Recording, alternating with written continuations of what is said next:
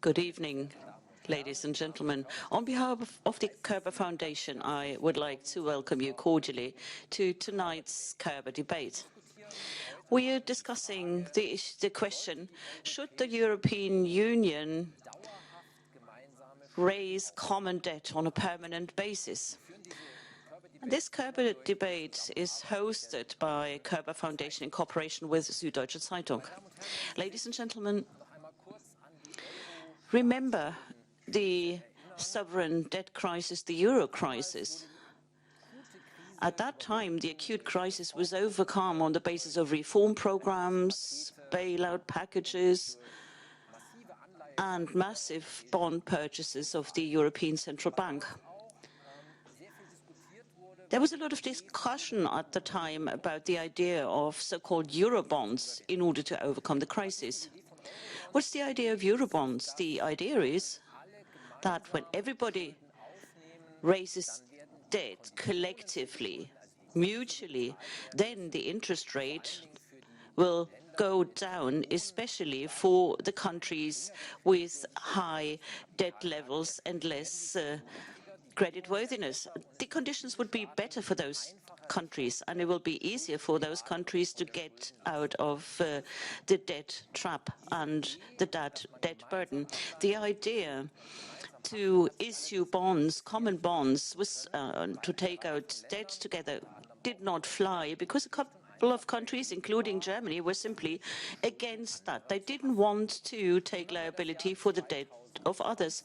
Now it's the year 2020. We have the corona pandemic, and the European Union has developed a large-scale recovery fund of 750 billion euro. And for the first time in the history of the EU, it can issue its own bonds for which all countries of the European Union will have liability together. Tonight, we would like to discuss whether this will be the first step towards a permanent common debt program for the EU. And in particularly, we would like to discuss, is that a good idea or is it a bad one?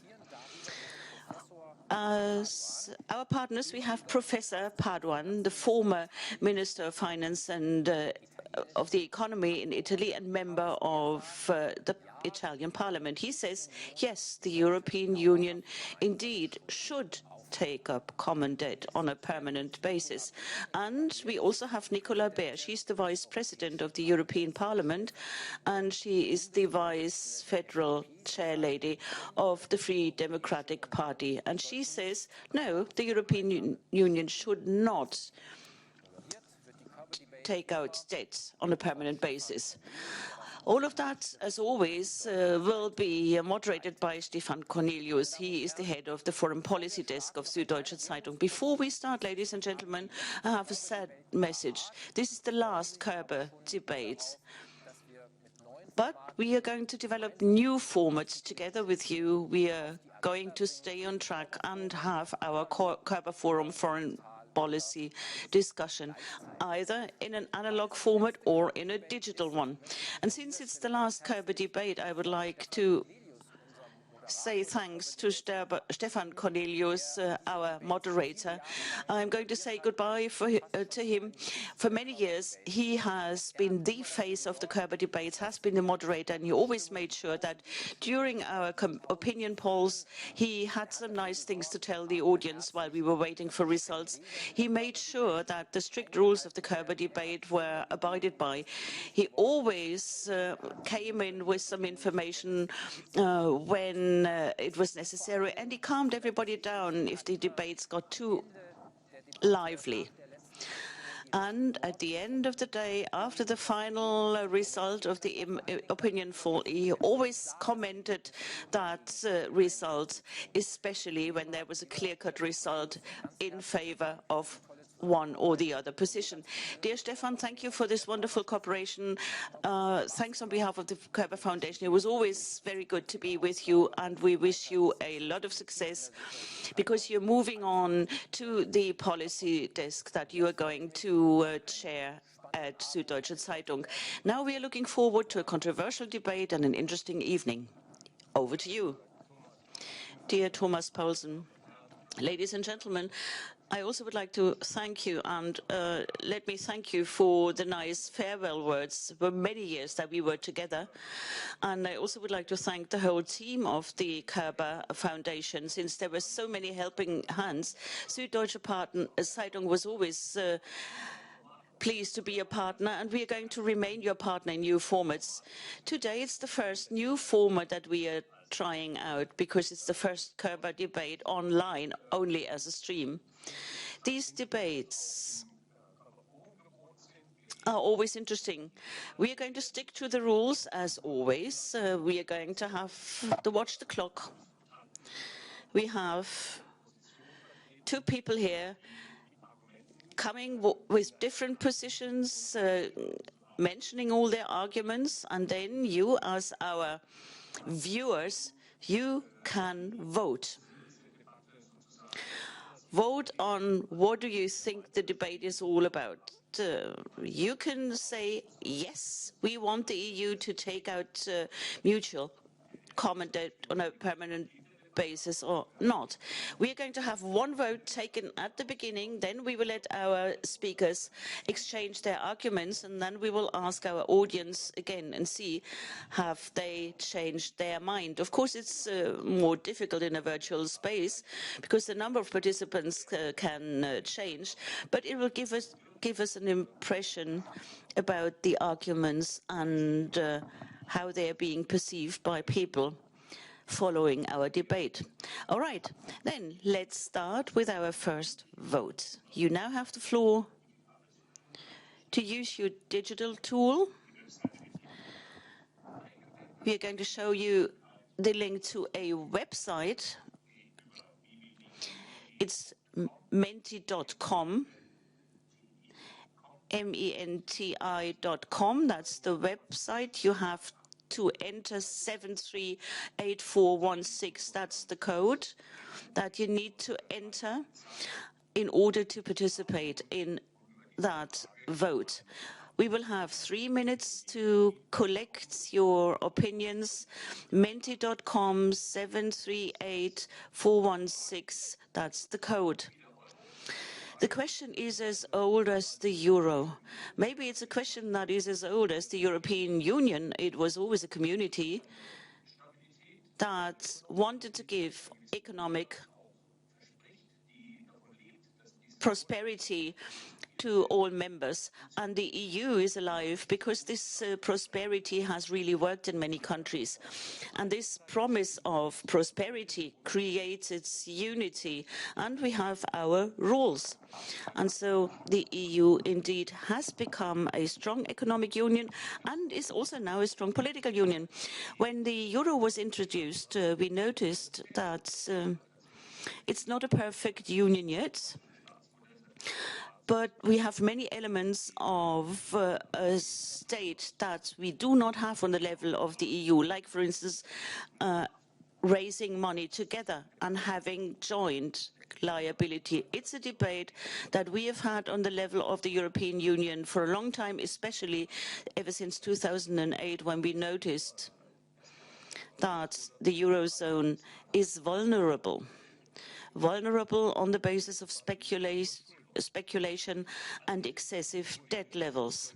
All these topics were always on the agenda, were vividly debated for the last 12 years. So this debate is at least as long as I've been the moderator of this debate format, and we never reached a final result over the last 12 years. But then we had the Corona summer, the Corona year, which created changes. And there is an unprecedented readiness of the EU to take out debt together as a common mechanism. And the community wants to do that. Money has become cheap, maybe. It's easier to raise money now. Maybe it's too easy to raise money. This is something we would like to discuss tonight, but still we get some results of our vote coming in. Again, go on the website menti.com and enter 738416. Use this tool to vote.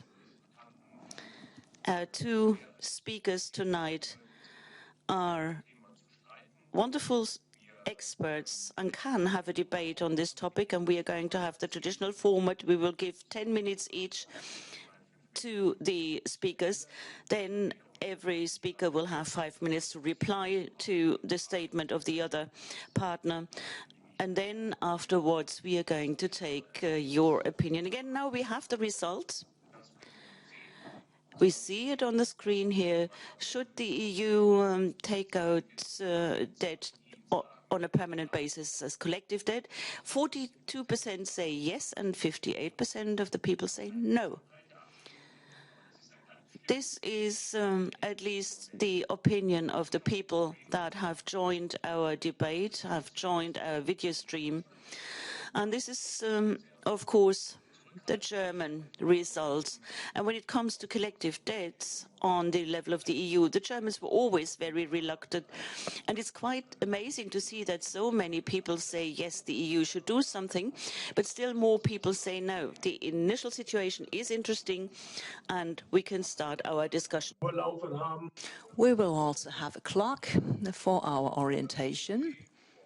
And with the introduction of Professor Paduan, we will discuss the question, should the EU borrow permanently? And you have the position, yes, it should do that. Now, over to you. You have 10 minutes time to argue your case. I hope you can hear me well. I have some difficulties in connection, but I hope that this will be resolved. First of all, thanks very much for inviting me to this exciting debate. And to make my point, first of all, let me state what we are not talking about. We are not talking about old-style Eurobonds, which represented a way to mutualize the debt generated in one country and shifted the onus, the cost of that debt to other countries. Of course, this is not what we have in mind. What we're talking about today is something much more forward-looking, new instruments, new strategies, and new purposes for Europe. What we're talking about is that since Europe needs to make huge investment, public investment, and activate important structural reforms to overcome the big damage generated by the COVID crisis, it is important that this is done at a European level, and it is important that this is done with European instruments. So we're talking about debt instruments which are targeted to raising funds to finance investment and structural reforms. Structural reforms are reforms that are badly needed, certainly in my country, in Italy, but also in other countries as well. The European economy has always been a very dynamic economy with ups and downs. Of course, now the crisis has hit severely the economy, but at the same time, there are resources and knowledge in Europe to overcome the crisis. So why it is important that we understand this point? Because we're talking about a strategy which would avoid generating further balances and inequality within the European economy. So we are talking about finding resources. It's what, if I may, I would quote Mario Draghi saying, what we need in Europe is good debt. We do not need bad debt. What is good debt? Good debt to raise the growth potential of the economy in order to improve the income distribution, to make the European economy more sustainable. And more specifically, this strategy should be based as the President of the Commission, Ursula von der Leyen, has mentioned even before the COVID crisis. Europe needs to undertake the digital transition. Europe needs to embrace a green strategy for transformation of the economy. Europe needs to be more social. So these are the elements of a new model for Europe, which well justify the fact we need to issue common bonds so that the results are common. Now, this is the first part of my remarks. The second part of my remarks is that by no means we should think that the only issue is raising money. The real issue, and I'm thinking again about my country, is learning or working to use that money appropriately. The Next Generation EU, which is a mechanism which entails the issuance of common debt, as you know, implies that resources raised are handed over to countries, provided that these countries have proposed efficient reform plans and projects, especially in infrastructure, but not only, and that they show concretely that they are implementing those reforms. So disbursement will be granted only if countries show that they have achieved reform results in a path towards a more sustainable growth and social economy. If that is not the case, then in spite of the fact that all of it is being mobilized, that money simply will not reach the countries. So this exercise is a good debt issuance for two reasons at least. The first reason is that debt is used to activate good reforms and good investment projects. And the second reason is that maybe these for some countries will work more than for other countries, that this is a big incentive for countries to improve their governance, their development plans and programs. They improve their capacity to introduce reforms, they improve their capacity to deliver public investment. In many cases, this has been a drama of many countries. Certainly, it's been a drama for Italy, but if I may say so, tell me if I'm wrong, it has been to some extent.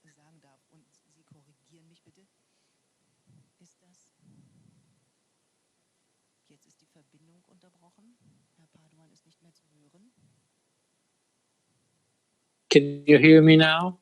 Now we can hear you again. Yeah, you're back. I was unmuted. That was not voluntary. Sorry about that. No problem. So the issue here is that countries do their best by mobilizing their public administration to use those resources effectively, both in the phase of project drawing and in the phase of project implementation. So this is something which envisages a relationship between countries, within countries, and with countries, with the European institutions to do the best use possible of money. I've lost the clock, so I don't know whether I'm running out of time. You still have 4 minutes. No problem. I'll tell you. Okay. Thank you very much.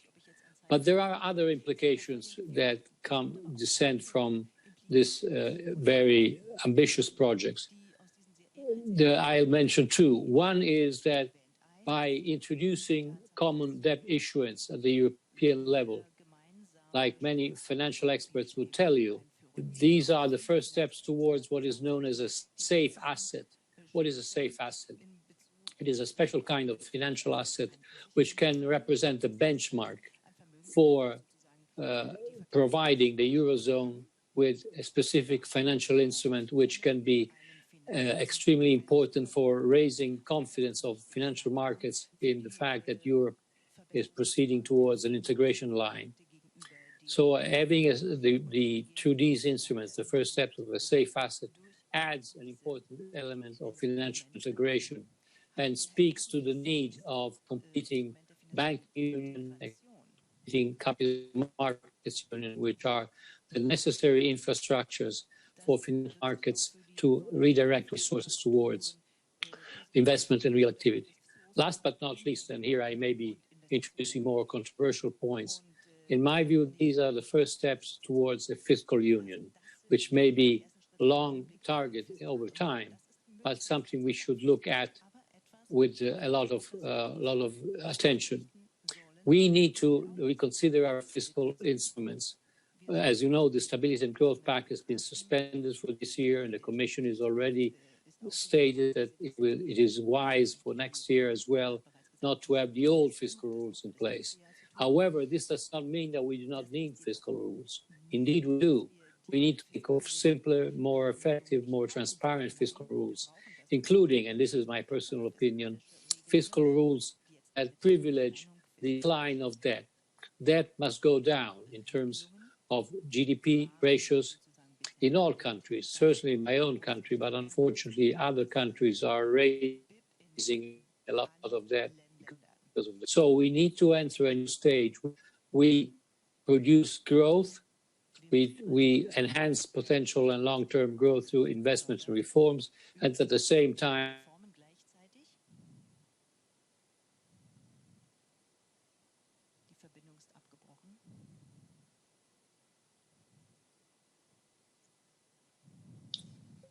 can you hear me now? Yes, you're back. I'm back, and I probably finished my time. No, you have 1 minute to go, and I would grant you 30 more seconds. Okay, thanks very much. So to remake my statement, we need to rethink our fiscal rules with the target of providing sustainability for all debt. Now, there is a very simple arithmetic rule which says that debt is sustainable if the rate of growth of the economy is higher than the rate of interest. In the future, we may count on the ECB keeping interest rates low, but we need to count on our countries and governments to keep the growth rate high. So this sets the basic fundamental conditions for existing debt to decline with respect to GDP, make debt more sustainable, and make space for issuance of good debt, that is, let me repeat it, debt targeted at increasing welfare, growth potential, and a green economy. And I'll stop there, and thank you for your attention. Thank you very much, Professor Paduan. This was firstly was on the spot in terms of your timing without a clock, very respectable. It was a very intense and packed presentation. Thank you very much.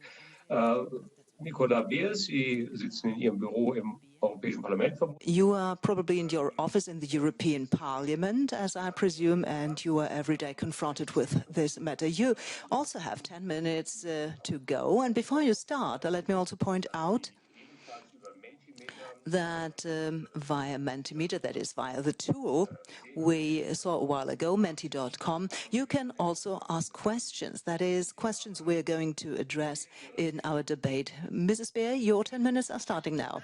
Thank you very much, dear Mr. Paduan, dear Mr. Cornelius. No, the European Union should, as I think, not permanently go for collective debt. When the euro was introduced, it was promised to the citizens of euro and was then also enshrined in the EU treaty that no transfer and debt union will be rolled out. Still, we are debating it, and some people plead for this promise that is now 25 years old. It should be broken. Why?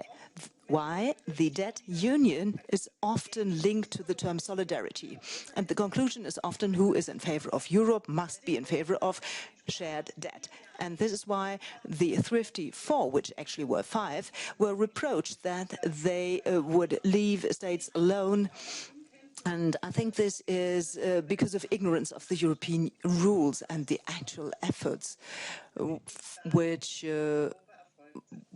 Europe gave to states particularly affected by Corona, for example. There must be no political instrumentalization of the term of solidarity. Otherwise, we would split Europe. We would destroy this work of peace. So it's not about this unique raising of 750 billion. This also must remain unique. It must not be allowed to become a permanent rule. It's just an exception. Let me also explain why especially the case against a lasting debt union is, as I think, pro-European, and why raising debt is not an integral part of European business policy. First of all, to speak about the term solidarity, unreasonable management and excessive debt of individual countries in a currency union is not a way of solidarity, because in the long run all other member states will sustain damage. And also our children and children's children will have to bear the burden, the next generation. That is, someone needs to repay our debt. We will not be able to make that at this point. Budgetary discipline, own responsibility and liability. This is what is solidarity with other states. that is not burdening others with one's own obligations. And here's another argument. Decision-making and control of financial and business policy can not remain decentrally in national states when debt is communified. Mr. Padoan addressed that, but especially in the negotiations about the recovery fund, we saw that the member states want to keep their sovereignty. So a debt union would have no chance in the long run.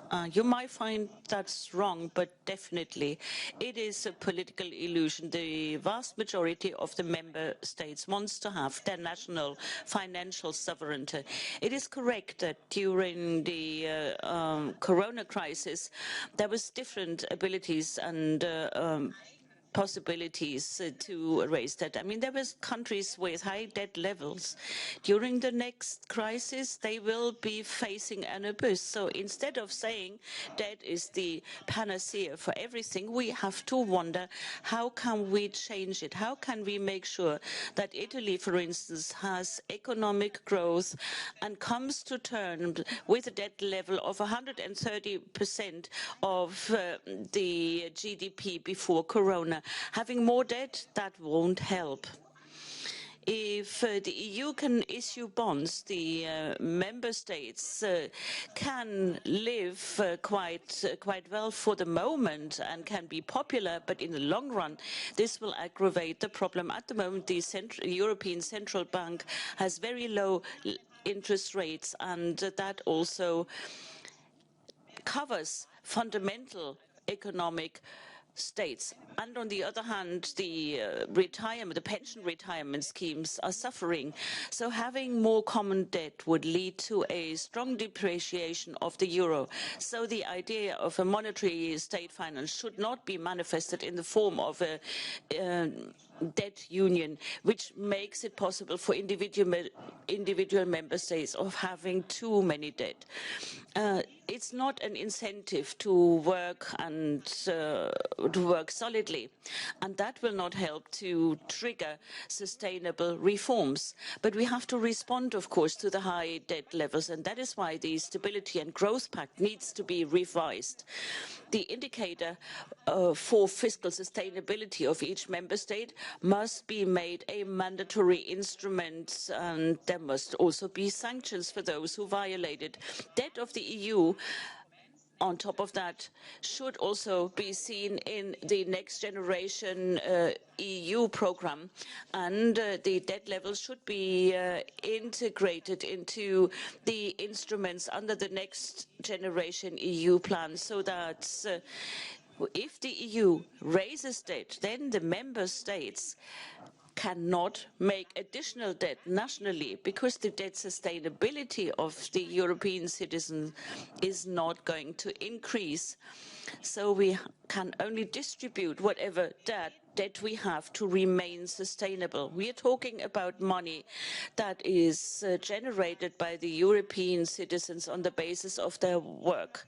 And on one day, they will have to pay back those debt. And that is why we need to be so careful. So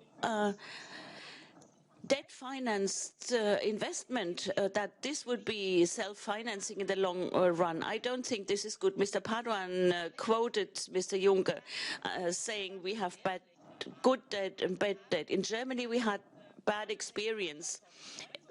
Until 2009, we had such a rule in Germany.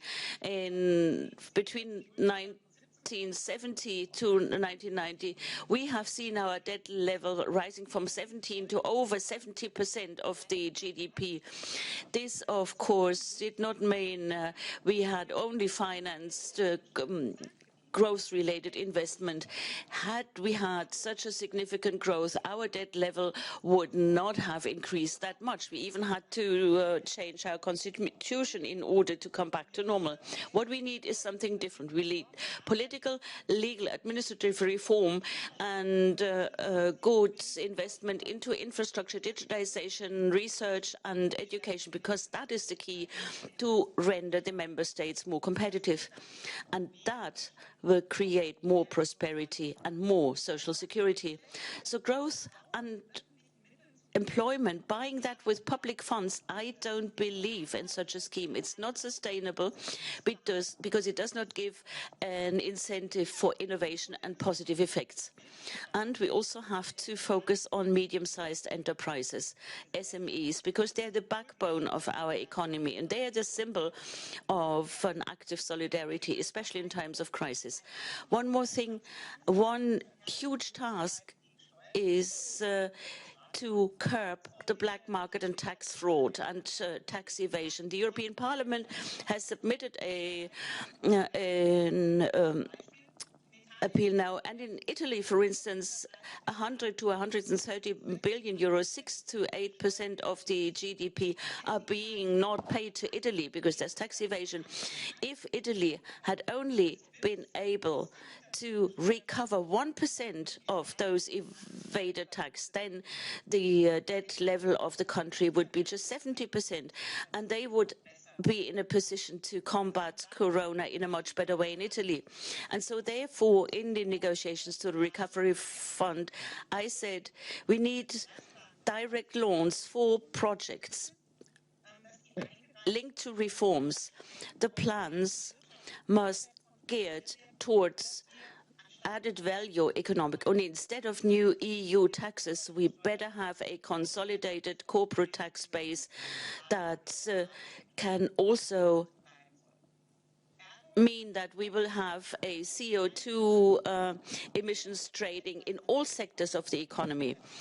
And that is more in line with the European treaties, and it's in the interest of the young generation. We need, at the end of the crisis, a substantial reduction of debt instead of just raising more and more money. 750 billion should be financed right now, but making it something permanent, no. Instead of a debt union, I would like to have a vision of Maastricht 2.0.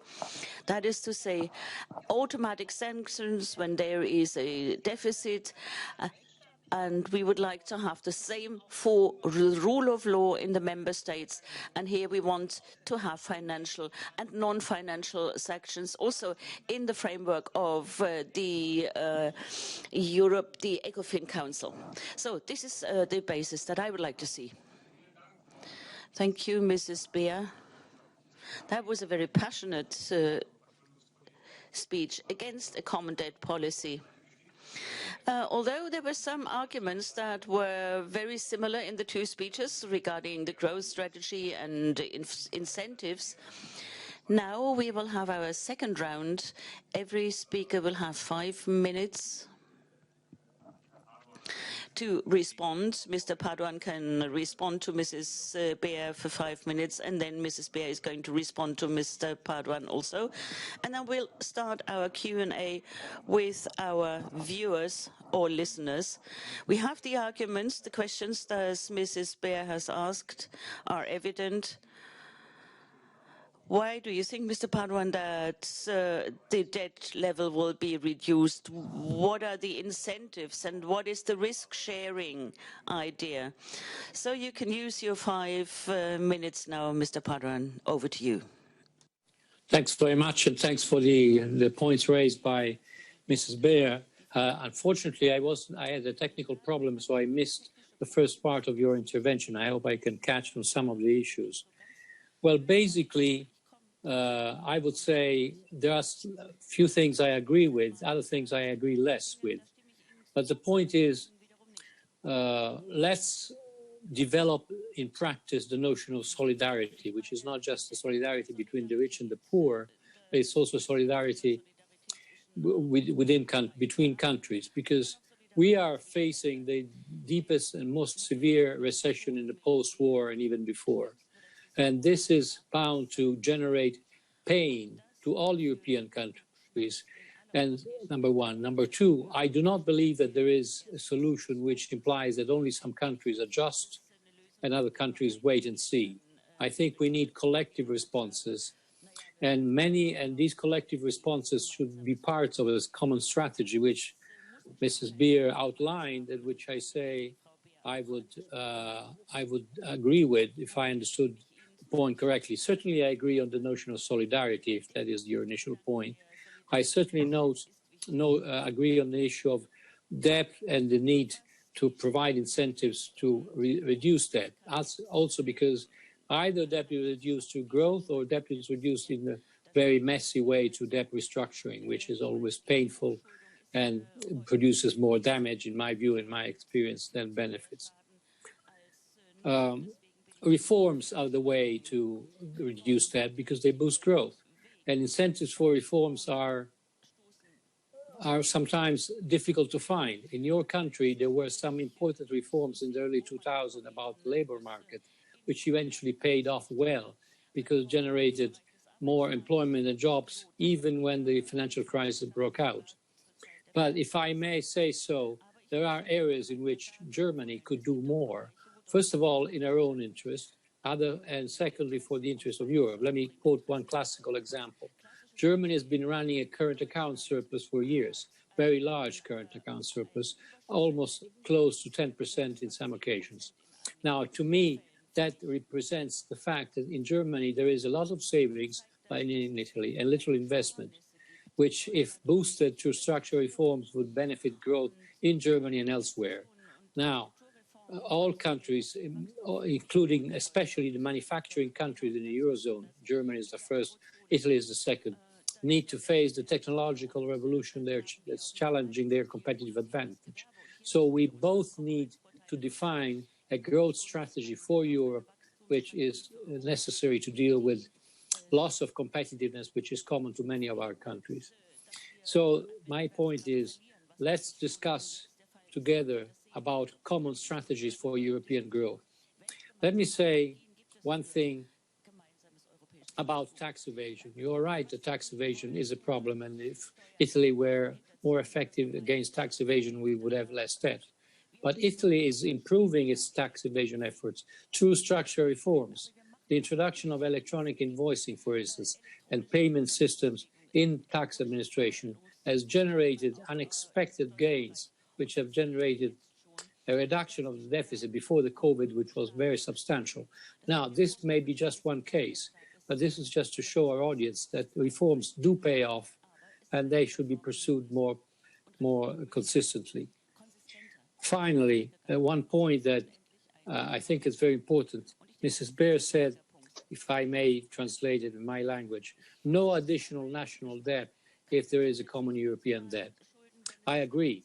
I think that the structure of debt should eventually move away from national issuance towards European issuance, with the idea of funding resources, good debt for reforms and investment.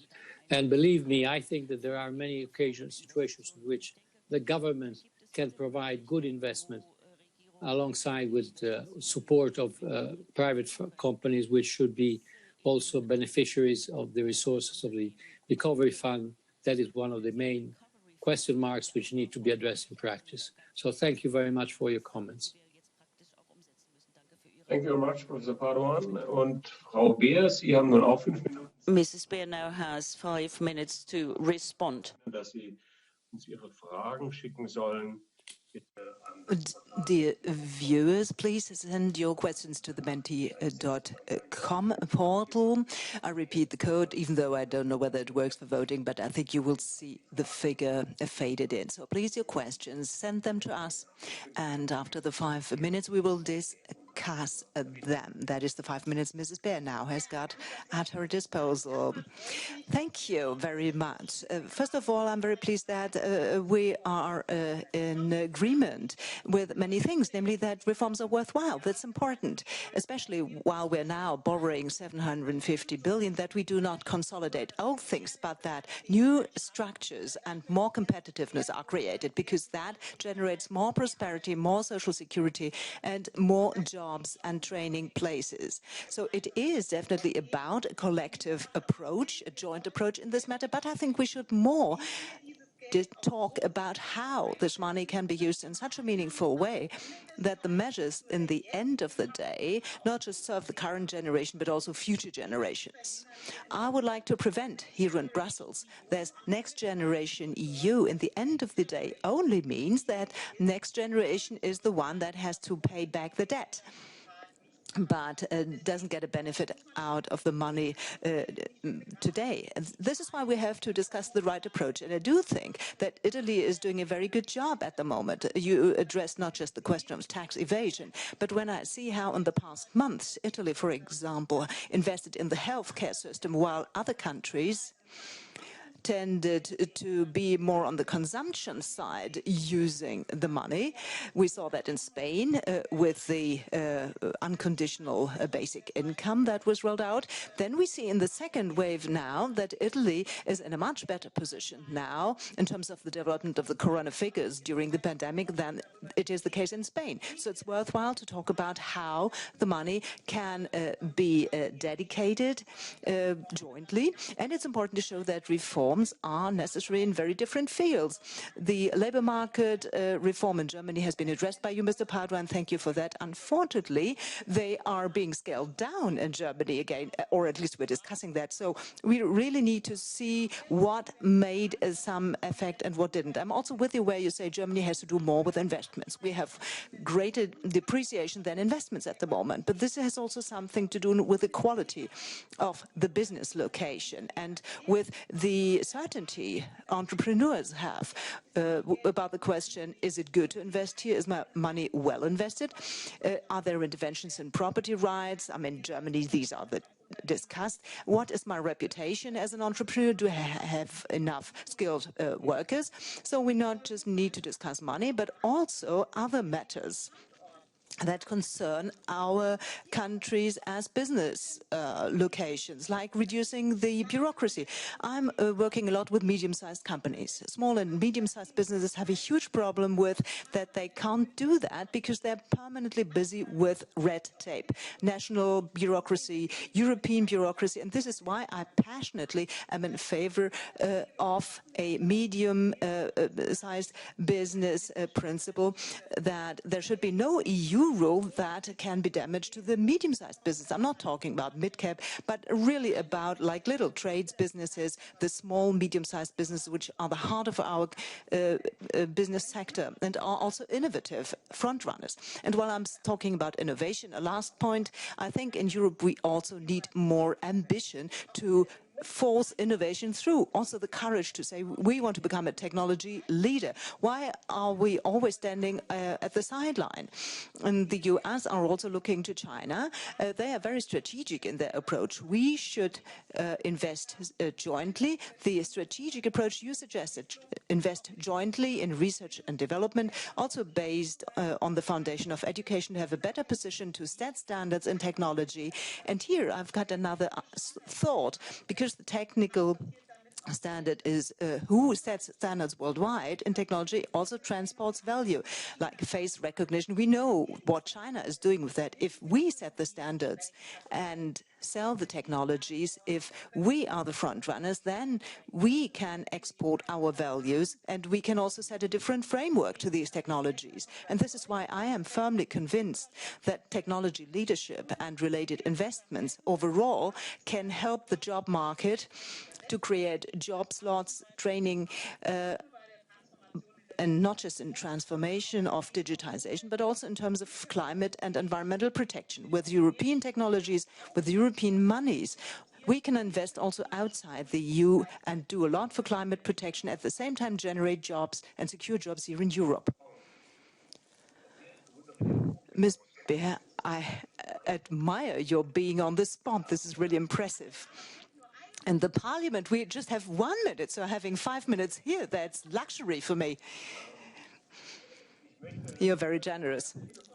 We have received very many questions, and nevertheless, I would like to use the privilege that I moderate here to ask you one question myself. We were very technical, now budgetary in our terminology. The business political situation overall for the EU has been addressed, but there is also a general political situation, which is also reflected in the political parties' policies. There are many right-wing and populist forces in Europe.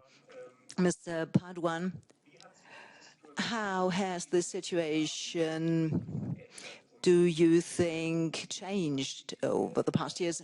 In what way has it got to be taken into account in a decision whether there is a collective debt policy or if there can be such a policy? The EU learned it the hard way after the crisis in 2008, 2010, the sovereign debt crisis, and also learned a lot in terms of how to deal with the financial markets and industry. We also saw its vulnerability, but there is this second vulnerability in the political sphere.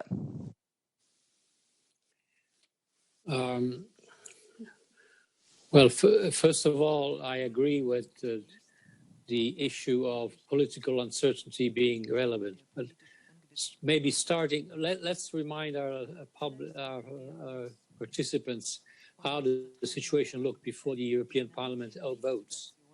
The idea was that in Europe, the anti-European sentiment was growing, gaining strength, and providing political support for what I would call an anti-European project of progressive disintegration and weakening of European integration, most notably in some countries, including Italy. Many parties were against Euro membership because they saw in Euro membership the causes of all problems related to austerity impact on the economy and on society. Now, this, in a way, has become much less relevant today, not because the problems have become less severe with the COVID crisis, but because the understanding that we need common responses against the crisis has strengthened. And in my own country, the so-called populist parties are less relevant now in the policy debate. However, more needs to be done. And this crisis to me shows that once again, the way through which we can gain welfare is through using crisis as an opportunity to improve our institutions. This may sound as rhetoric, but at the end of the day, this is one of the common values I think we share in Europe. I don't know whether your question was also about the financial crisis. Let me say that the financial crisis of the 2008, 2010 and following years was different from this one, from the pandemic crisis, because there was a country-specific crisis in which some countries had more responsibility than others. This crisis is a crisis that hits all European member states with the same violence, although, of course, responses may be different. So we need to take this opportunity to establish a common European conscience of having common goals of what, and building, and I finish here, what I call European public goods. For instance, having a common European health system in the future, which could deliver new pandemics to us, is an important strategic goal which needs to be developed, and we should work about to find consensus as a technical and the resources to build it up.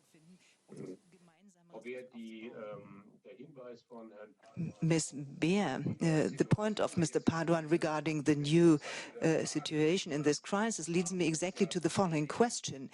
We're indeed dealing here with an pan-European emergency situation in business because of the pandemic, which through this strong means of the 750 billion is counted, faced with the fact that this money is easy to procure in the markets and faced with the fact that there is also very little interest payable on this money. Are we here fighting about a fetish? I mean, this collective debt. I mean, debt doesn't cost anything, and it's accepted. Well, dear Mr. Cornelius, it's also the question, how relevant is it what we have written ourselves into our contracts and treaties. The collective debt is an exception according to Article 122 and not the rule. And this is exactly what it must be about when we want to fight populism. Because there are these centrifugal forces in Europe you have addressed. And what I'm experiencing also here in the European Parliament, but also when I'm out and about in the member states and also in Germany, that it is exactly on that side that the promise that the contract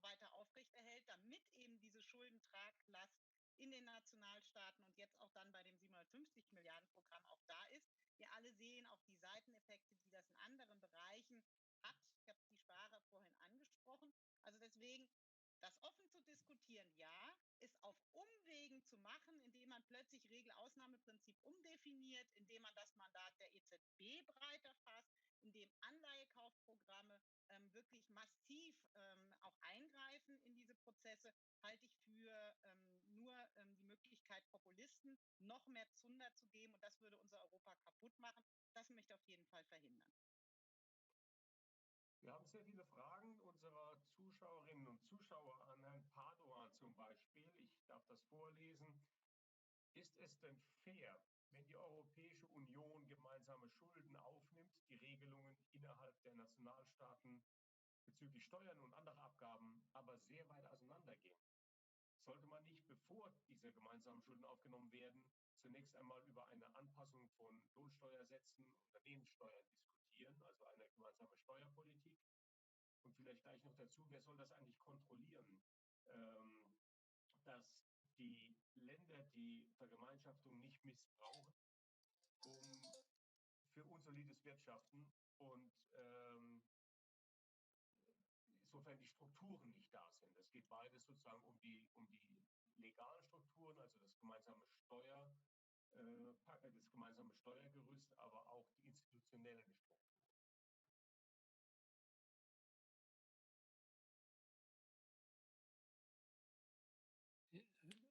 Is it my turn to respond? Yes, that was a question for you. If I understood correctly, Wenn ich das jetzt richtig verstanden habe, betrifft die Frage die Ressourcen, die die EU mobilisieren sollte, um die Begebung gemeinsamer Schulden vorsehen sollte, um Wachstum und Reformen zu bewirken. Das ist ein sehr wesentlicher Aspekt, der auch Teil des Zuschussprogramms ist, des Hilfeprogramms ist Next Generation. Und es geht auch um die Definition der Bedingungen für ein gemeinsames Steuersystem. Hier begeben wir uns natürlich in Themenbereiche, die ja schon sehr lange diskutiert werden. So weit, so gut. Nicht sehr viel Fortschritte wurden hier erreicht. Vielleicht ist es jetzt an der Zeit, und ich versuche das auch zu vertreten, sich europäische Steuerinstrumente noch einmal ganz von vorn anzuschauen. Das heißt, es gibt neue Bereiche, wo Europa sehr stark argumentieren muss, beispielsweise dafür, bei den Internetgiganten Geld aufzunehmen, beziehungsweise hier mehr Mittel einzuwerben über Steuern oder eine gemeinsame Umweltsteuer in verschiedener Form zu entwickeln. Warum ist das möglich und sinnvoll? Es ist sinnvoll, weil es eigene Ressourcen generiert und nicht nur Transfers zwischen den Mitgliedstaaten. Es ist aber auch wichtig, weil dies auf gewisse Weise auch die andere Seite der Münze ist, gemeinsame Schulden aufzunehmen, nämlich auf einer Steuerbasis, die im Zusammenhang steht mit gemeinsamen europäischen Projekten. Das heißt, es gibt einen gemeinsamen Steuerraum in Europa. Das ist wichtig, obgleich dies sehr schwierig ist. Nach meiner Erfahrung als Finanzminister musste ich mich beispielsweise mit der Finanztransaktionssteuer befassen, was dann nicht funktioniert hat, weil es enorme politische und technische Schwierigkeiten gab. Das ist also ein Bereich, wo einige Schritte getan wurden. Wir brauchen hier einen gemeinsamen Ansatz in Europa und wir sollten von der Einstimmigkeit hier, und dies ist meine persönliche Ansicht, wegkommen. Die Frage betraf nicht nur das Potenzial gemeinsamer Besteuerung, sondern auch die bestehenden Unterschiede in den Steuersystemen in den EU-Mitgliedstaaten, Einkommenssteuern, Unternehmenssteuern. Sollte dies nicht zuerst harmonisiert werden, bevor wir über eine gemeinsame Schuldenaufnahme sprechen können? Ja, da gibt es Schritte hin zu mehr Harmonisierung. Die Harmonisierung der Steuern mit Wettbewerb verbinden könnten, dass man eine gemeinsame Steuer hat, das gleiche Bedingungen für die Steuerpolitik. Dann können natürlich die Länder ihre eigenen Steuersätze entscheiden, dass man, wenn man eine gemeinsame Basis hat als Ausgangspunkt, das führt dann auch zu einem kleinen Steuerelement in der Steuerpolitik, wo man ein bisschen Wettbewerb machen kann. Aggressive Steuermodelle, die es in einigen Mitgliedstaaten der EU nach wie vor gibt,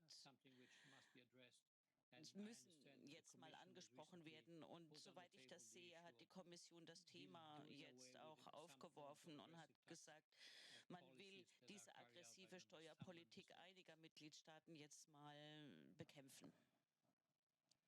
Frau Beer, auch an Sie Fragen und zum Beispiel zum Exportüberschuss Deutschlands, der anderen Ländern ja bei der Erholung schadet und auch darauf hindeutet, dass Deutschland ein ganz großer Profiteur nicht nur der Eurozone ist, sondern auch des Binnenmarktes als starke Exportnation. Für diesen Exportüberschuss gibt es bereits eine Rüge. Ist es nicht an der Zeit für Deutschland, solidarisch zu sein, durch gemeinsame Schuldenaufnahme dieses Ungleichgewicht zu beenden?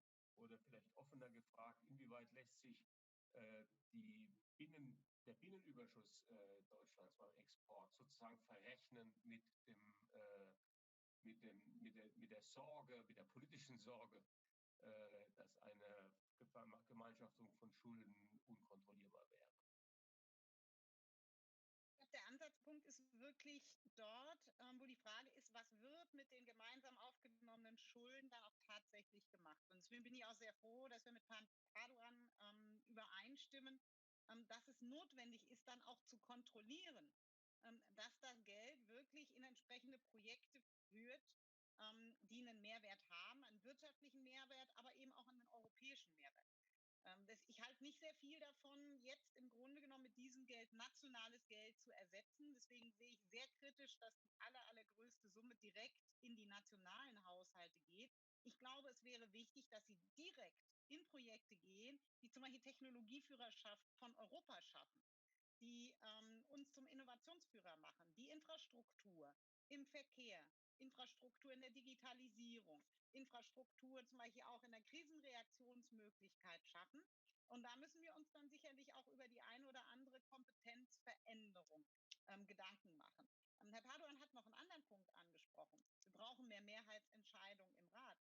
Ich finde, wir sehen das noch deutlicher bei der Frage der außenpolitischen Handlungsfähigkeit, die ja auch was mit Wettbewerbsfähigkeit, die auch was mit Stärke der Europäischen Union insgesamt zu tun hat. Also von daher würde ich, lieber Herr Cornelius, nicht so gerne nur auf die Verhaltensweisen der europäischen Mitgliedstaaten Mitgliedstaaten untereinander blicken, sondern ich glaube, wir sollten gemeinsam versuchen, stark zu werden, sogar in Führerschaft zu gehen, quasi Frontrunner zu werden gegenüber USA, gegenüber China, gerade wenn wir sehen, wie sich diese Regierungen hier ganz anders aufstellen. Und deswegen ist es meines Erachtens auch in der Diskussion wenn ich das kurz aufgreifen kann aus der Frage von Herrn Paduan, in der Diskussion von gemeinsamen Finanzinstrumenten wichtig, jetzt nicht noch eins on top zu legen, also die jetzt schon gebeutelt sind, noch zusätzlich mit neuen EU-Steuern zu knebeln, sondern zu schauen, dass wir ein faires, transparentes, gemeinsames Steuersystem haben, zum Beispiel bei der Körperschaftssteuerbasis, die Herr Paduan angesprochen hat, auf der dann unterschiedliche Steuersätze aufsetzen können, weil das dann eben auch ein Wettbewerb der einzelnen Standortfaktoren ist. Und wir könnten zum Beispiel mit einem noch auf alle Sektoren ausgebreiteten CO2-Zertifikathandel gleichzeitig was für die Umwelt tun und Steuern im nationalen Kontext, zum Beispiel auf Strom, abschaffen. Also da Luft schaffen für unternehmerisches Handeln, aber auch für Private und gleichzeitig der Umwelt helfen, und zwar mit einem marktgetriebenen Mechanismus. Also das ist genau jetzt die Chance, das zu tun. Sie haben den Zertifikatehandel erwähnt. Sehen Sie noch andere Bereiche, wo sozusagen Erhebungsmöglichkeiten bestehen für gemeinschaftliche Ansätze? Weil belehren Sie mich eines Besseren, aber ich sehe nicht den Ansatz, dass es eine große nationale Bereitschaft gibt, zu harmonisieren. Das ist ja genau der Punkt. Deswegen haben wir, glaube ich, die besten Chancen auch bei der von Herrn Paduan angesprochenen Körperschaftssteuerbasis. Und das würde meines Erachtens jenseits der Diskussion zum Beispiel um Digitalsteuern, die wiederum nur eine Steuer auf einzelne Branchen ist, ein klares, faires, transparentes System geben, auf dem man dann aufsetzt. Klar muss sein, dass jeder seinen Anteil trägt, dass also Steuervermeidungsstrategien eben das Handwerk gelegt wird, aber dass dann eben darauf aufsetzend die Mitgliedstaaten ihre eigenen Zinssätze anstellen können. Herr Professor Paduan, jetzt kommt vielleicht eine Frage an Sie, die tatsächlich an den Wissenschaftler oder vielleicht schon, dann muss man schon fast Finanztheoretiker an Sie wendet. Die Frage lautet, ist das nicht eine sprachliche Symboldiskussion, die wir hier gerade führen, ob Europa diese Schulden nun aufnimmt oder jeder Nationalstaat für sich, ist letztlich kein großer Unterschied. Ich vermute, die Frage zielt darauf ab, dass selbst wenn Schulden national aufgenommen würden, es durch die Gemeinschaftswährung eine Art indirekter Haftung gibt, weil wir uns nicht voneinander lösen können in der Lösung der Verschuldung.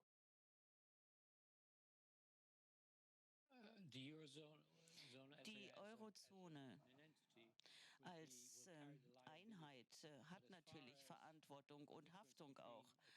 Aber es gibt Unterschiede zwischen gemeinsamen Schulden und nationalen. Das ist eine wichtige Geschichte, weil es gibt eine Risikobewertung vor Schuldenaufnahme. Es ist eine Sache, eine europaweite Strategie zu haben und Risiken abzuwägen. Zum Beispiel, wir wollen eine gemeinsame Infrastruktur aufbauen. Und das Risiko dann abzuwägen,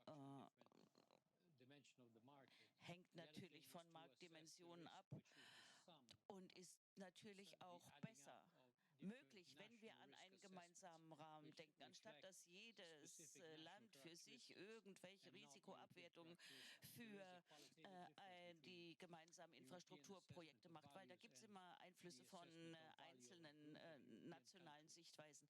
Also gemeinsam als Gruppe können wir hier mehr erreichen. Wir machen Fortschritte, weil wir gemeinsam Risiken bewerten. Und das heißt, wir entwickeln auch einen gemeinsamen Blick darauf, welche Risiken sind wir bereit auf uns zu nehmen, welche gemeinsame Strategie brauchen wir dafür. Wenn wir abgehen von einem nationalen, staatengeprägten Ansatz und einen gemeinsamen europäischen Ansatz wählen, das ist nicht einfach eine Frage der Sprache, der Linguistik, sondern der Substanz. Das ist natürlich eine Bewertung, die vor allen Dingen die Geldgeber machen, diese Risikoabschätzung. Wie würden Reformen die Sicht der globalen Finanzwirtschaft beeinflussen, wenn sie auf Europa blicken? Wird das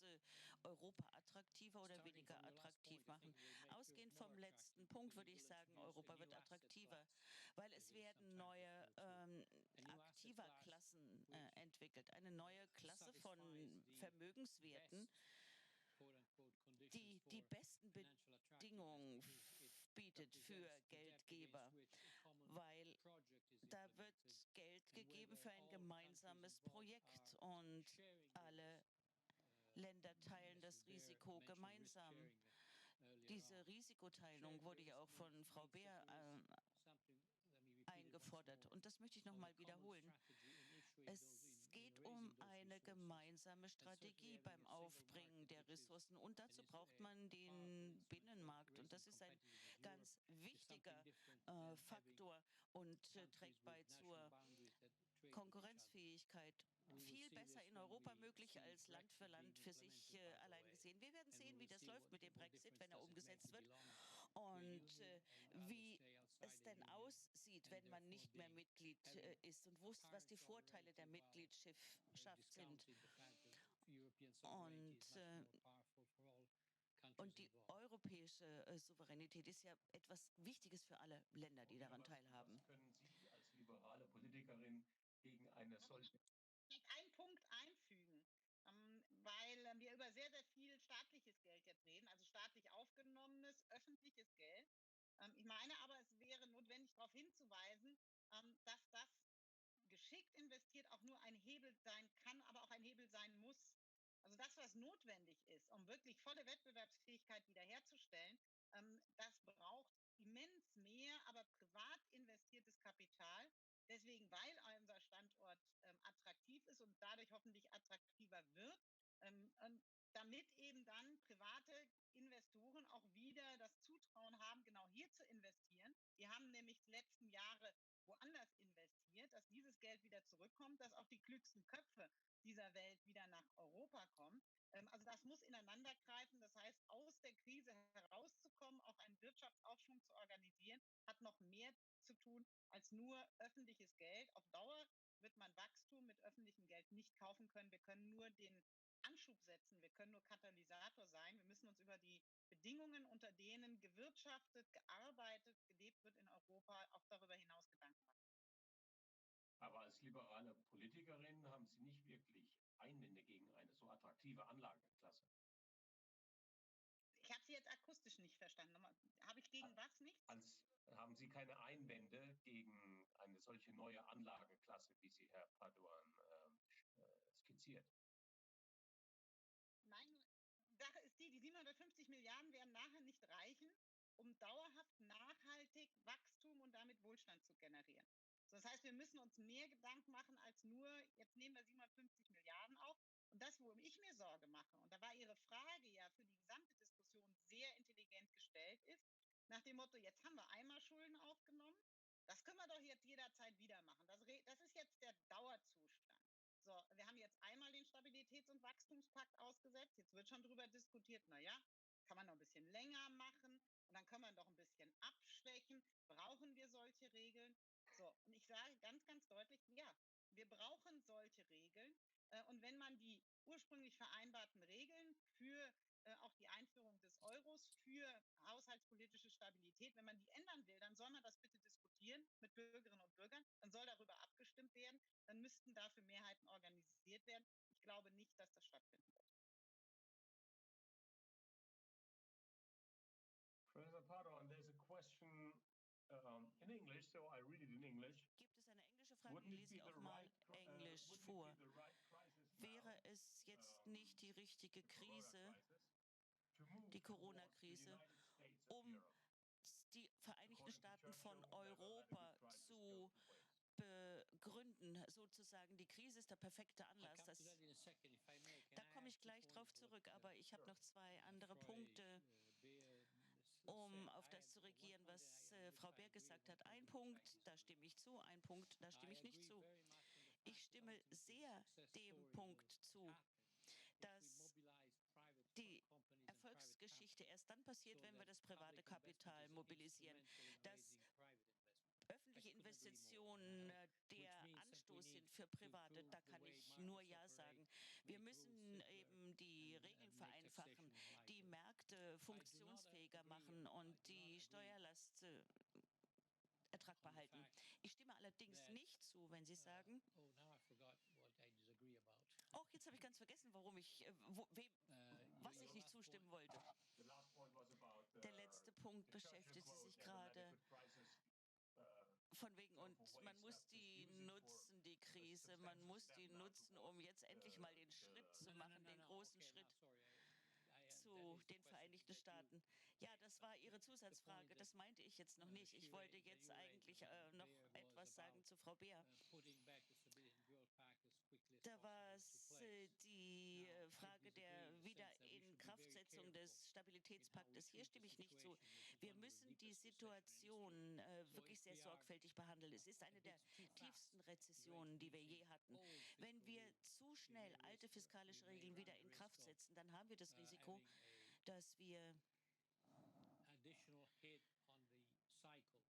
zusätzlich den Aufschwungzyklus negativ beeinflussen. Also ich würde sagen, wir sollten das diskutieren. Natürlich brauchen wir fiskalische Regeln. Wir müssen aber nur sehr, sehr abwägen, wie wir was wann machen. Weil, wie gesagt, die Krise ist schon sehr schlimm und kann die Dinge noch schlimmer machen. Ihre letzte Frage. Nie eine gute Krise verschwenden, sondern einen Schritt machen. Ich denke, die Corona-Krise hat eine solche Dimension, ist so heftig, dass sie wirklich zu mehr Integration führen könnte. Ich habe ja schon die Fiskalunion erwähnt. Das werden wir allerdings nicht erreichen, wenn wir keine politische Union schaffen. Und das ist also eine Straße, die wir gehen könnten. Da kann tatsächlich die Krise der Funke sein, hin zu mehr Integration. Politische Union würde sehr viel voraussetzen oder eine Vertiefung. Eine Frage richtet sich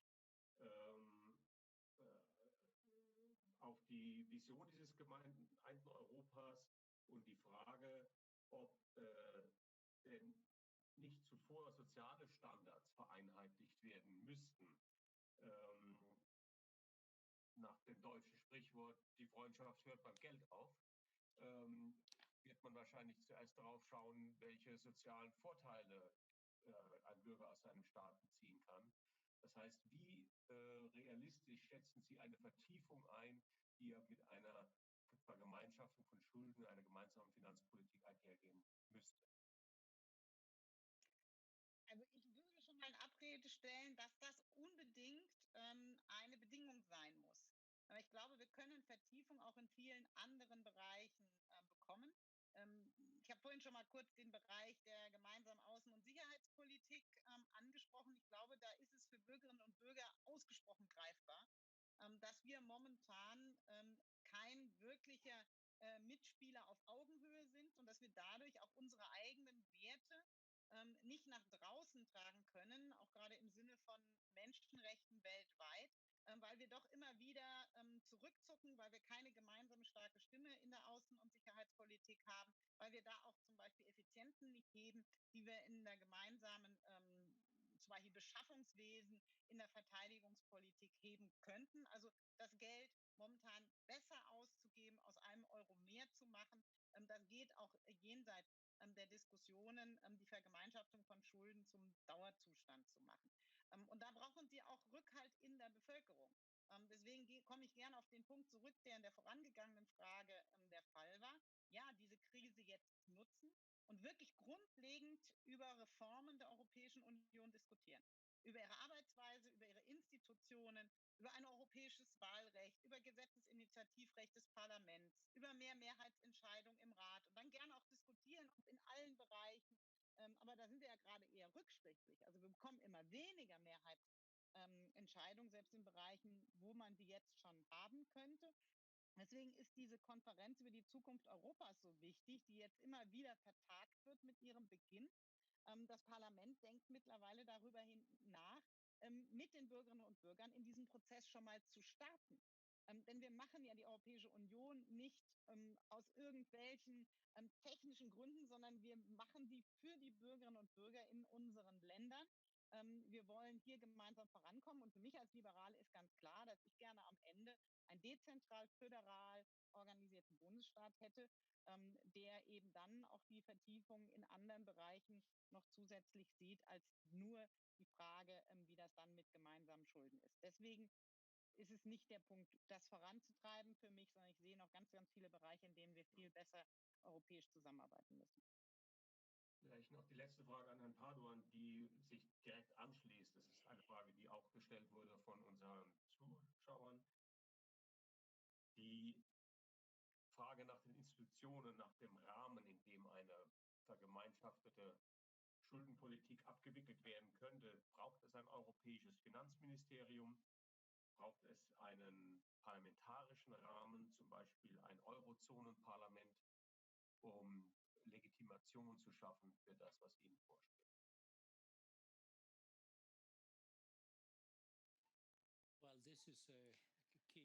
Nun, das ist natürlich eine Schlüsselfrage und meine kurze Antwort lautet ja. Sie haben ein europäisches Finanzministerium erwähnt. Wenn man zusammenfügt, was unter der Überschrift läuft, eine gemeinsame Fiskalpolitik, ist das keine Steuerpolitik ausschließlich, sondern es geht um ein stärkeres einen stärkeren EU-Haushalt, gemeinsamere Ressourcen, gemeinsame Finanzinstrumente, die Vollendung der Bankenunion und der Kapitalmarktunion, einen stärkeren Euro. All dies gehört dazu. Das sind die Instrumente, die die Bausteine bilden für die gesamte Fiskalunion. Das heißt also, wir brauchen eine Fiskalautorität auf europäischer Ebene, um mit den Dingen umzugehen, die nicht nur Ausdruck sind der nationalen Fiskalpolitik und die koordiniert werden müssen, sondern die eine neue Qualität erreichen müssen. Wir brauchen also neue finanzielle Institutionen, fiskalische Institutionen, solange wir in diese Richtung gehen. Vielen Dank.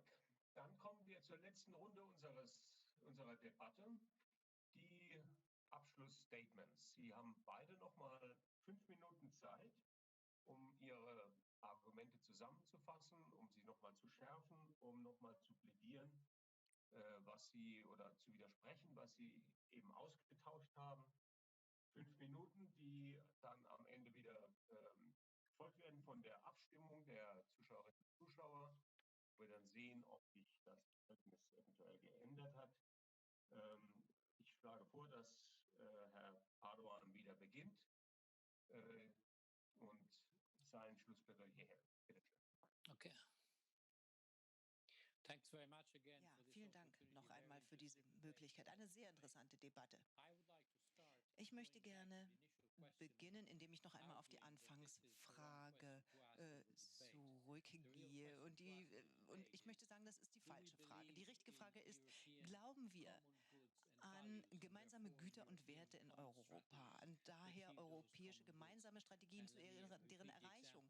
Und hier möchte ich noch mal das Beispiel des gemeinsamen Gesundheitssystems bringen. Ein gemeinsamer Umweltrahmen für umweltfreundliches Wachstum, ein gemeinsamer solidarischer Rahmen für nachhaltiges Wachstum, eine gemeinsame Steuerungspolitik für Besteuerung und Finanzierung der europäischen öffentlichen Güter. Glauben wir, dass diese Dinge dazu beitragen würden zur europäischen Integration, nicht nur wegen der Covid-Krise, sondern auch vorher? Da waren wir, wie Sie wahrscheinlich wissen, alle in der Diskussion über die Zukunft Europas involviert. Wie wird das neue Europa aussehen und die Säulen, die die Kommission auf den Tisch gelegt hat? Das heißt,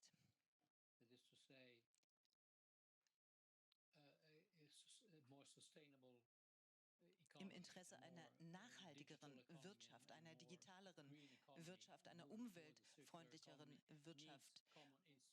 Das alles benötigt gemeinsame Instrumente und das nennen wir die gemeinsame europäische Begebung. All diese Instrumente können keine alten Eurobonds sein. Diese wurden wahrscheinlich falsch eingeführt und in einigen Ländern auch so dargestellt, als würden sie für die Schulden der Bevölkerung anderer Länder einstehen. Das ist nicht der Fall, sondern wir diskutieren, glauben wir an die gemeinsamen europäischen Güter und an die Tatsache, dass wir uns gemeinsam finanzieren finanzieren. Wenn wir an eine solche Strategie glauben, dann möchten wir die vielleicht auch auf dem Markt einführen und wir müssten es klar machen gegenüber Regierungen und Bürgern in allen Ländern, die betroffen sind, dass das nicht umsonst geht, dass dies dass diese günstige Instrumente sind, aber nicht umsonst, sondern Instrumente, die auch Anreize setzen müssen für Reformen. Und solche Anreize sind immer schwer zu aktivieren. Strukturelle Reformen, das ist der Weg nach Form. Das Dramatische dabei ist, dass der politische Zeitplan, der politische Fahrplan, den Reformen erfordern, immer zu lang ist in Bezug auf die Anreize, die gesetzt werden müssen. Und die Politiker schauen immer auf die nächsten Wahlen. Aber dies ist manchmal nicht genug, um strukturelle Maßnahmen zu aktivieren, zu bewirken. Deswegen brauchen wir eine Kombination aus fiskalischen Maßnahmen, aus strukturellen Maßnahmen und wir brauchen die Unterstützung der Währungspolitik, um die Anreize zu generieren, um die Wirtschaft zu verändern. Die Covid-Krise hat diesen Prozess beschleunigt. Sie wird noch bei uns bleiben für einige Zeit. Und das ist auch ein Grund, warum wir gemeinsam vorgehen müssen, um nicht einen weiteren Lockdown, der sehr schmerzhaft war, zu verhindern. In der Zukunft mögen wir uns möglicherweise anderen Pandemie gegenübersehen. Weitere Pandemien müssen auch bewältigt werden mit einem europäischen Gesundheitssystem. Und deswegen ist es wichtig, dass wir die europäischen Ressourcen auch hierfür bereitstellen. Der ESM, der Europäische Stabilitätsmechanismus, ist mit einer neuen Fazilität ausgestattet worden, die auch für das Gesundheitssystem Ressourcen enthält. Das ist wichtig, denn in Italien haben wir eine, wie ich denke, absurde Debatte darüber, dieses Geld nicht auszugeben, weil es aus europäischen Institutionen kommt. Und das erwähne ich, weil manchmal die Wahrnehmung Europas nicht dem entspricht, was unsere Bürger sagen. Mein Abschluss ist, wir müssen sehr transparent und klar sein gegenüber unseren Bürgern. Wir müssen erläutern, was Europa ist und es ausmacht. Manchmal gibt es Fehler, aber am Ende ist es eine Gewinnwette. Und das ist meine Schlussfolgerung. Vielen Dank für die Gelegenheit, hier dabei zu sein. Vielen Dank für diesen überzeugenden Abschluss. Und zu nutzen, um das Gegenargument einzubringen. Gemeinsame Strategien, Herr Paduan, das greife ich sehr, sehr gerne auf. Da bin ich völlig bei Ihnen, da haben Sie recht. Gemeinsame Strategien, wie wir den Mittelstand noch arbeitsfähiger machen, wie wir ihm noch mehr Freiraum für unternehmerisches Handeln geben, wie wir Forschung voranbringen, wie wir die Digitalisierung umsetzen, und zwar nicht nur in den großen, auch in den kleinen Unternehmen, industriepolitische gemeinsame Strategie, Innovationspolitik, also gemeinsame Strategien, ja. Ich widerspreche aber nach wie vor der These, dass das nur mit dauerhaften gemeinsamen Schulden geht. Sie haben selber schon auf den ESM verwiesen, also die Möglichkeit, auch über die Europäische Union sich für nationale Haushalte Geld zu besorgen. Ich denke, wir müssen auch darüber reden, wie wir im europäischen Haushalt Prioritäten setzen. Und da ist zum Beispiel meines Erachtens gerade der absolut falsche Weg, dass aus der Ratsentscheidung im Juli der Vorschlag kam, gerade im europäischen Haushalt an den Punkten von Innovation, Forschung und Entwicklung, Bildung, also beim Erasmus-Programm, bei Horizon Europe zu sparen, auch bei der gemeinsamen Außen- und Sicherheitspolitik oder bei einer gemeinsamen Migrationspolitik. Also überall dort zu sparen, das Geld rauszunehmen, wo wir meines Erachtens gemeinsam europäisch stärker werden müssen, wo wir gemeinsame Strategien brauchen, die Sie ja auch eingefordert haben. Also deswegen nicht dieses Jungteam, wer gemeinsam agieren will, der muss auch gemeinsam Schulden machen, sondern schauen, wo können wir das über entsprechende andere Möglichkeiten auch der Priorisierung im EU-Haushalt trotzdem finanzieren. Die 750 Milliarden, die sind für mich jetzt ein Ausnahmefall, der eben auch so groß ist, weil diese Ausnahmepandemie uns derartig tief getroffen haben. Sie sollten eben aber auch Ausnahmefall brauchen. Und wir sollten jetzt darüber diskutieren, welche Reformen wir angehen. Und zwar sowohl Reformen auf der EU-Ebene als auch Reformen in den Mitgliedstaaten. Mitgliedstaaten. Denn vorhin ist in der Diskussion ja auch mal aufgekommen, das ist durchaus nicht überall vergleichbar. Herr Cornelius hatte auch gerade den Bereich der sozialen Unterschiede mit angesprochen. Da müssen einzelne Mitgliedstaaten auch noch mehr tun, gerade weil ich vorhin Reformen in Italien angesprochen habe, vielleicht zum Beispiel mal etwas, wo wir uns bei Italien, auch bei anderen Mitgliedstaaten wie Spanien eine Scheibe abschneiden könnten, die Eigentumsquote. Wir schauen immer neidisch auf Italien, wir schauen selbst auf Griechenland, wir schauen selbst auf Spanien, weil in Deutschland die Frage des Eigentums, das absichert zum Beispiel bei Arbeitslosigkeit, aber insbesondere auch im Alter, wesentlich geringer ist. Hier wären Reformen auch auf nationaler Ebene notwendig, um genau das zu steigern, um die Bevölkerung auch an dieser Stelle unabhängiger zu machen. Also von daher gemeinsame Strategien ja, Schulden jetzt dauerhaft zu vergemeinschaften, halte ich für den falschen Weg. Und ich glaube, dass es sehr, sehr viel Populismus vorantreiben würde, wenn wir diese Ausnahmesituation jetzt quasi als Steilvorlage nutzen, um entsprechende Vertragsregelungen und Versprechen gegenüber den Bürgern beiseite zu wischen, nach dem Motto, hat einmal funktioniert, super, können wir jetzt dauerhaft machen, dann brauchen wir auch keine Anstrengungen mehr für solides Finanzieren und für solide Haushalte in den einzelnen Mitgliedstaaten oder auch auf der Europäischen Union. Deswegen jetzt gemeinsam auf die zukünftigen Generationen schauen. Was brauchen die, damit die eben in ihrer Zukunft auch wirklich was davon haben, dass wir richtig anschieben, aber dass wir eben auch nur anschieben und öffentliche Gelder nicht zum Dauerzustand machen, weil Wettbewerbsfähigkeit wird am öffentlichen Tropf meines Erachtens nicht gelingen. Wir müssen uns selbst reformieren, dann kann das etwas werden. Und ich habe nach wie vor die feste Überzeugung, dass wenn wir mutig genug sind, uns selbst zu reformieren, uns wettbewerbsfähiger aufzustellen, dass in 5, 10 Jahren niemand mehr selbst am rechten oder linken Rand behaupten kann, dass Europa kein Gewinn ist. Ich arbeite hier im Parlament in Brüssel und in Straßburg eben genau dafür, dass Bürgerinnen und Bürger insgesamt wieder davon überzeugt sind, Europa ist für sie ein Gewinn, aber deswegen, weil jede Ebene das macht, wo sie besonders stark ist. Und das bedeutet eben auch, dass die Mitgliedstaaten an den Stellen arbeiten, wo sie näher dran sind, wo sie vor Ort stärkere, auch zu maßgeschneiderte Entscheidungen treffen können und dass wir darüber diskutieren, wo die europäische Ebene stärker werden muss. Das hängt aber auch an Reformen, das hängt nicht nur an der gemeinsamen Verschuldung im Hinblick auf die Zukunft. Ja, vielen Dank, liebe Frau Beer, sehr geehrter Herr Paduan. Das ist das Ende unserer Debatte und das ist der Beginn der zweiten Abstimmung. Wir beginnen in diesen Sekunden mit diesem Schlag, den ich nun hier virtuell ausübe, mit dem Abstimmungsverfahren. Sie haben wieder die Gelegenheit, unter der bekannten Adresse, die auch unten eingeblendet ist, Ihre Stimme abzugeben. Der Code ist gleich geblieben.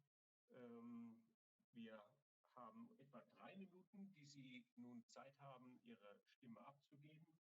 Ich sage es nochmal, die Webseite die Adresse ist menti.com, der Code ist die 738416. Bitte wählen Sie eifrig und fleißig. Wir haben eine sehr, sehr intensive Debatte erlebt, sehr detailgesättigt und alles andere als technisch. Und ich glaube, wir haben alle gelernt, dass wir gerade an einer Wegscheide stehen, denn die Pandemie hat uns tatsächlich eine Ausnahmesituation beschert, auch was die finanziellen Werkzeuge der Gemeinschaft angehen. Die Kommission gesegnet nun mit einem unglaublich hohen Budget, einem Wiederaufbaufonds von 750 Milliarden Euro, der vielleicht auch so etwas wie ein Test sein wird, nämlich ein Test für das, was beide Diskutanten sehr stark vertreten haben. Die Konzentration auf die wirtschaftliche Leistungskraft der Europäischen Union, auf den Aufbau von Common Goods, wie Herr Paduan es nennt, und die Konzentration darauf, dass man die Wirtschaftskraft gleichermaßen stärkt. Denn nur wenn der Markt es alleine richtet, wird sich die Frage der Schulden vielleicht von selbst erledigen oder zumindest reduziert werden können. Die Kommission hat also einen unglaublichen Hebel an der Hand. Ob sie ihn nutzt, können wir heute noch nicht sagen. Frau Beer ist dabei, die Hebelkräfte zu diskutieren und zu entscheiden in Brüssel. Wir werden es vielleicht nächstes Jahr sehen, wenn die Wirtschaft wieder in eine Art Normalfall zurückkehren sollte. Wir werden dann die Schäden sehen. Wir werden sehen, was das Geld und das gemeinsam geliehene Geld auch verbracht hat, noch verbringen kann. Die Wettbewerbsfähigkeit am öffentlichen Tropf, das war ein Stichwort von Ihnen, Frau Beer. Man sieht, wie schwierig das ist, die öffentliche Haltung auch tatsächlich zu steuern. Das Beispiel ESM und die geringe Bereitschaft in Italien, da auf diese Mittel zurückzugreifen, auch aus einer anderen nationalen Furcht heraus. Man muss diese Faktoren in Kauf nehmen, genauso wie man natürlich in Kauf nehmen muss, dass es auch große Vorbehalte gibt, etwa in Deutschland zu dieser gemeinsamen Verschuldung und auch die Frage der nationalen Prärogativen. So, wir haben jetzt ein Abstimmungsergebnis und wir können draufschauen. Am Anfang hatten Sie die Daten gesehen, die wir hatten, 52 zu 58. Und ich muss sagen, die Debatte hat die Umfrage gedreht. Wir können immer nicht genau sagen, von welcher Grundgesamtheit wir nun ausgehen, aber nun sind 54 der Meinung, ja, man sollte dauerhaft gemeinsame Schulden aufnehmen. 46% sagen, nein, das sollten wir nicht. Insofern haben sich die Mehrheitsverhältnisse gedreht.